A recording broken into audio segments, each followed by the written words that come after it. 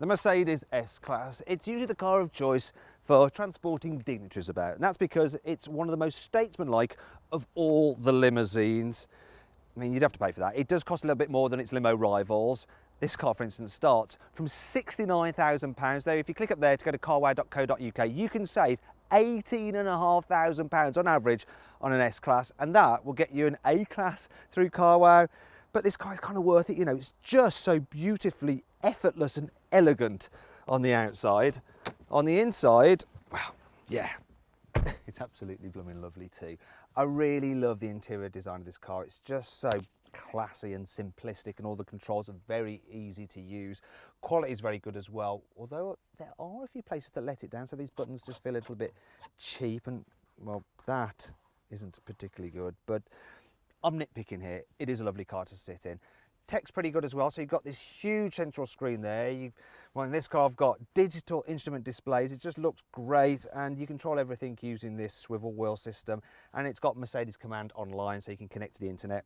But yeah, it's not the easiest to use. A BMW iDrive is a bit better, and if you click up there, you can watch our full in-depth video review of the infotainment system and have another good look around this car's cabin. You'll see that cubby spaces, you know, they're more than adequate. You've got big door bins, and around the rest of the car, yeah, they're impressive enough. And kit as standard is good too. So look at this. This is this car's spec sheet, and that's what you get as standard. I mean, there's way too much to mention. There are some options fitted to this car. For instance, we've got the rear executive seat package.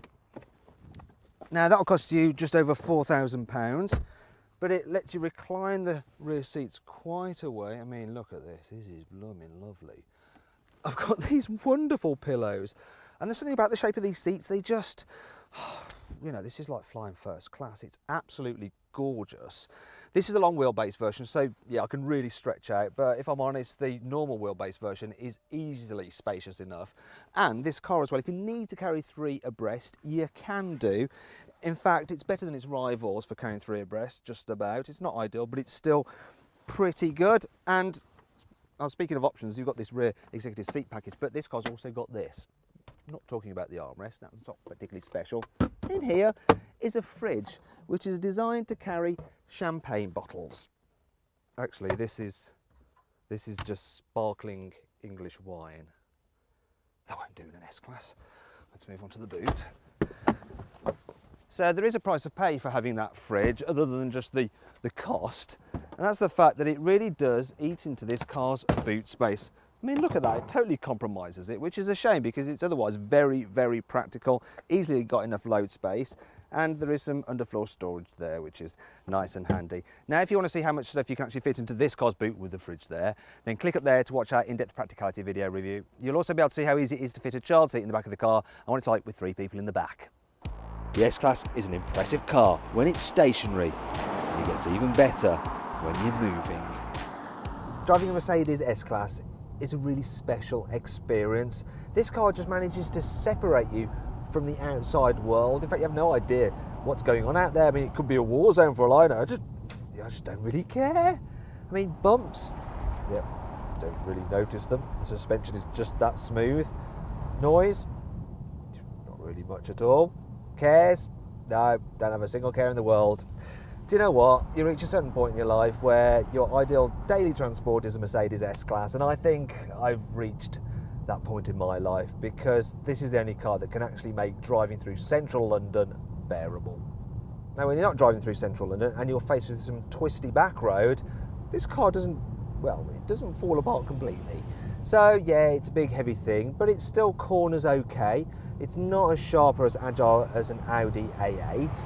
Well, that doesn't matter too much. What might matter more for you if you live in snowy areas is the fact that in the UK, you can't get the S-Class with all-wheel drive. However, you can get it with some bonkers twin-turbo petrol engines, which are just crazily fast. Though, yeah, you don't want one of those really. You just want this 350 diesel. You know, it's easily quick enough. 0 to 60, just over 6 seconds. It's relaxing. The gearbox works well with it. Nice and smooth, effortless progress. And it should be able to return about 50 miles per gallon, though the trip computer on this one says I'm doing just over 34. That's not really too bad. What I can complain about, though, is the rearward visibility. That back window is so small, and if you click up there, you can see for yourself by joining me for a 360-degree passenger ride video. Overall though, the Mercedes S-Class really is at the top of the luxury car class. But that doesn't mean there aren't a few annoying things about it. Here's 5. Most models come with fake leather on the dash. If you shut this lid when you're charging your phone, your cable gets snagged because there's no guide. Can't believe Mercedes overlooked that. In right-hand drive cars, the steering wheel is a bit offset to the left, so you feel a touch twisted behind the wheel. The controls for the rear window blinds are on the doors, but the one for the back window is there. The ergonomics of this touchpad swivel wheel system can give you an achy wrist. The design of this trim is supposed to look like an exhaust, which is actually under there on this car. It's a little bit naff on an otherwise sophisticated car. Still, these are all first world problems. There is still plenty of cool things to like about the Mercedes S-Class. You can get the car with its own inbuilt air freshener, so if someone makes a nasty smell, you don't have to do this. You can change the colour of the ambient lighting, though I'd avoid the red because people might think you're a mobile brothel. You can get soft closed doors if you're too posh to push. The Magic Body Control can spot speed humps and it basically lifts up the suspension as you go over them to smooth them out.